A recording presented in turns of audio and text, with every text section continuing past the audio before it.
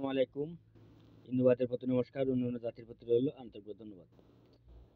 এবং দেশ ও দেশের বাইরে থেকে যারা আমাকে কমেন্ট করেছেন যে গুরুজি প্রেমিকাকে হাজির করতে চাইলে একটি নকশা দেন। তবে দেখেন, আমি আজকে আপনাদের মাঝে প্রেমিকা এবং যদি কারোর স্ত্রী দূর দূরান্ত থাকে, আপনারা এই নকশার মারফতে আপনারা হাজির করতে পারবেন বা নিজের কাছে আনতে পারবেন। এবং প্রেমিকাকে পাগল করে নিজের কাছে হাজিরা করা, সে যেখানে থাকুক না কেন, যদি দূর দূরান্ত থাকে একটু টাইম নেবে, আর যদি নিকটে থাকে তাহলে তো আর টাইম নিব না।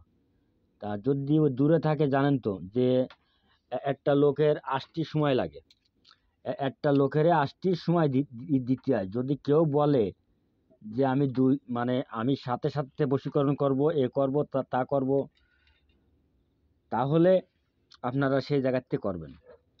আর আমার নকশা দিয়ে যদি আপনারা কাজ করেন, ভালো বোঝেন, তাহলে নিজের কাজ নিজেই করতে হবে, নিজের কাজগুলো নিজেই করতে হবে। এবং যদি আমার ইউটিউব চ্যানেল দেখে যদি আপনাদের কিঞ্চিত পরিমাণে উপকার হয়, তাহলে কিন্তু আমার একটা সুনাম। তা দেখেন, যারা আজকে যে নকশা দিকে প্রেমিকাকে হাজির করার জন্য আমি আপনাদের মাঝে নকশাটা উন্মুক্ত করে দিচ্ছি। তা আপনারা এই নকশাটা আপনারা শনিবার মঙ্গলবার বাসি মুখে লিখবেন দয়া করে। এবং মেশকো জাফরান কালি গরুচেনা কুমকুম দিয়ে আপনারা লিখবেন। এই কালিগুলো একসাথে মিক্স করবেন, করে তারপরে ডালিম গাছের কলম দিয়ে আপনারা কাফনের কাপড়ের উপরে লিখবেন। কাফনের কাপড়ের উপরে লিখবেন,